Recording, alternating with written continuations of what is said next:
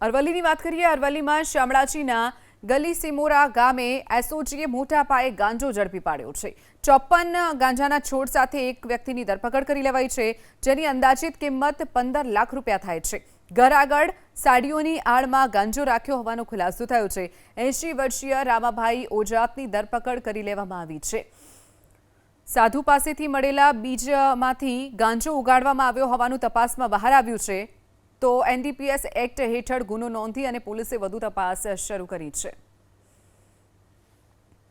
અરવલ્લી જિલ્લામાં પણ એસઓજીની ટીમ લાગેલી છે અને ગઈકાલે બાતમીના આધારે મોડી રાત્રે કુલ 31 કિલો ગાંજો શામળાજી વિસ્તારનો ગલી સિમરો ગામ છે ત્યાંથી એના જે વરંડા છે વરંડાના એરિયામાંથી જ અમે કબજે કરેલો છે, જેની કિંમત ટોટલ 15,97,000 છે।